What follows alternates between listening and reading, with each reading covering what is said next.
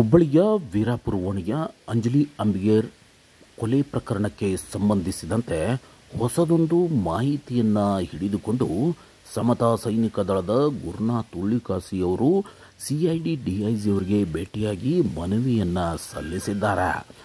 ಅವರ ಪ್ರಕಾರ ಅಂಜಲಿ ಅಂಬಿಗೇರ್ ಈ ಹಿಂದೆಯೂ ಕೂಡ ಅವರ ಮನೆಯವರಿಂದ ಪ್ರಕರಣವನ್ನು ದಾಖಲು ಮಾಡಿದರು. ಈ ಸಮಯದಲ್ಲಿ ಆರೋಪಿಯೋರ್ವನನ್ನು ಪೊಲೀಸರು ದಸ್ತಗಿರಿ ಮಾಡಿ ಆ ಪ್ರಕರಣವೀಗ ನ್ಯಾಯಾಲಯದಲ್ಲಿದೆ. ಇದೇ ಸಮಯದಲ್ಲಿ ಓರ್ವ ವ್ಯಕ್ತಿಯು ತನಿಖೆಯನ್ನು ದಾರಿ ತಪ್ಪಿಸುವ ಪ್ರಯತ್ನ ನಡೆಸುತ್ತಿದ್ದಾನೆಂಬ ವದಂತಿ ಹಬ್ಬಿರುವುದರಿಂದ ಈ ಬಗ್ಗೆ ಸಮಗ್ರವಾದ ತನಿಖೆಯನ್ನು ಮಾಡುವಂತೆ ಗುರುನಾಥ್ ಉಳ್ಳಿಕಾಸಿ ಅವರ ತಂಡ ಮನವಿಯನ್ನು ಮಾಡಿಕೊಂಡಿದೆ. ಈಗ ಆರೋಪಿಯಾಗಿರುವ ವಿಶ್ವ ಅಲಿಯಾಸ್ ಗಿರೀಶ ಕೊಲೆ ಮಾಡಿ ಈಗಾಗಲೇ ಪೊಲೀಸರಿಗೆ ಸಿಕ್ಕು ತದನಂತರ ಸಿಐಡಿ ಎನ್ಕ್ವೈರಿಯಲ್ಲಿದ್ದಾನೆ. ಈತನ ವಿಚಾರಣೆ ನಡೆಯುತ್ತಿದ್ದ ಸಮಯದಲ್ಲಿಯೇ ಸಿಐಡಿ ಡಿಐಜಿಯವರು ಹುಬ್ಬಳ್ಳಿಗೆ ಭೇಟಿ ನೀಡಿದ ಸಂದರ್ಭದಲ್ಲಿಯೇ ಕೊಲೆಗೊಂದು ಟ್ವಿಸ್ಟ್ ಬಂದಿದೆ.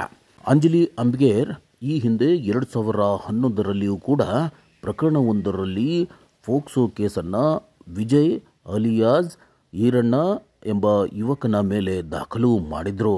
ಹೀಗಾಗಿ ಆತ ನ್ಯಾಯಾಲಯದಲ್ಲಿ ಹೋಗಿ ತದನಂತರ ಜಾಮೀನು ಪಡೆದುಕೊಂಡು ಬಂದಿದ್ದ. ಈ ಪ್ರಕರಣದಲ್ಲಿ ವಿಶ್ವನಾಥನಿಗೆ ಆ ಆರೋಪಿ ಬೆಂಬಲ ಅಥವಾ ಕುಮ್ಮಕ್ಕು ನೀಡಿರುವ ಸಾಧ್ಯತೆ ಇದೆ ಎಂದು ಗುರುನಾಥ್ ಉಳ್ಳಿಕಾಸಿ ತಂಡ ಸಂಶಯ ವ್ಯಕ್ತಪಡಿಸಿದೆ. ಹೀಗಾಗಿಯೇ ಸಿಐಡಿ ಅಧಿಕಾರಿಗಳು ಸಮಗ್ರವಾದ ತನಿಖೆಯನ್ನು ಮಾಡಬೇಕೆಂದು ಮನವಿ ಮಾಡಿಕೊಂಡಿದ್ದಾರೆ. ಪ್ರಮುಖವಾಗಿ ಪ್ರಕರಣವನ್ನು ದಿಕ್ಕು ತಪ್ಪಿಸುವ ಯತ್ನವೂ ನಡೆದಿದೆ ಎಂದು ಹೇಳಲಾಗ್ತಿದೆ. ಅಂಜಲಿ ಅಂಬಿಗೇರ್ನ ಈ ಹಿಂದಿನ ಪ್ರಕರಣದ ಆರೋಪಿ ಕೂಡ ಈಗ ಕೊಲೆ ಮಾಡಿರುವ ಹಂತಕನಿಗೆ ಸಪೋರ್ಟ್ ಮಾಡಿರುವ ಸಾಧ್ಯತೆ ಇದೆ ಎಂದು ಹೇಳಲಾಗ್ತಿದೆ. ಯಾಕಂತಂದರೆ 2011ರ ಪ್ರಕರಣದ ವಿಚಾರಣೆ ನ್ಯಾಯಾಲಯದಲ್ಲಿ ಜೂನ್ 18ರಿಂದ ಆರಂಭವಾಗಲಿದೆ. ದೂರುದಾರರೇ ಇಲ್ಲದಿದ್ದರೆ ಪ್ರಕರಣ ಬೀಳಬಹುದು. ಹೀಗಾಗಿಯೇ ಕೊಲೆಯಾಗಿರುವ ಶಂಕೆ ವ್ಯಕ್ತವಾಗಿದೆ ಎಂಬ ಅನುಮಾನವನ್ನು ಉಳ್ಳಿಕಾಸಿ ತಂಡ ಸಿಐಡಿ ಅಧಿಕಾರಿಗಳಿಗೆ ನೀಡಿರುವ ಮನವಿಯಲ್ಲಿ ಕೇಳಿಕೊಂಡಿದ್ದಾರೆ.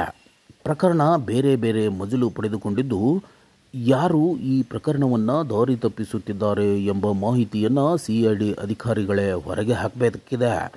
ಸ್ವತಃ ನೇಹಾ ಹಿರೇಮಠ್ ಹತ್ಯೆಯಾದ ನಂತರ ನಿರಂಜನ್ ಹಿರೇಮಠ್ ಅವರು ನಿರಂತರವಾಗಿ ಸಿಐಡಿ ಅಧಿಕಾರಿಗಳ ಸಂಪರ್ಕದಲ್ಲಿ ಇದ್ದು ಮಾಹಿತಿಯನ್ನು ನೀಡುತ್ತಿದ್ದಾರೆ.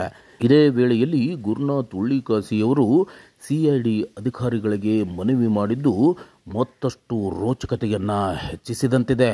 ಒಟ್ಟಾರೆ ನಿಜವಾದ ಆರೋಪಿಗಳು ಮತ್ತು ಆರೋಪಿಗಳ ಹಿಂದಿರುವ ಶಕ್ತಿಯನ್ನು ಸಿಐಡಿ ಅಧಿಕಾರಿಗಳು ಹೊರಗೆ ಹಾಕಬೇಕಿದೆ. ಸೂಗು ಹಾಕಿಕೊಂಡು ದಾರಿ ತಪ್ಪಿಸುವ ಜನರಿಗೆ ತಕ್ಕ ಪಾಠ ಕಲಿಸುವ ಜೊತೆಗೆ ನೀಚರಿಗೆ ಬುದ್ಧಿ ಕಲಿಸುವುದಕ್ಕೆ ಸರ್ಕಾರ ಅಧಿಕಾರಿಗಳು ಮುಂದಾಗಬೇಕಾಗಿರುವುದು ಸಾರ್ವಜನಿಕ ವಲಯದಲ್ಲಿ ನೆಮ್ಮದಿಗೆ ಕಾರಣವಾಗಲಿದೆ.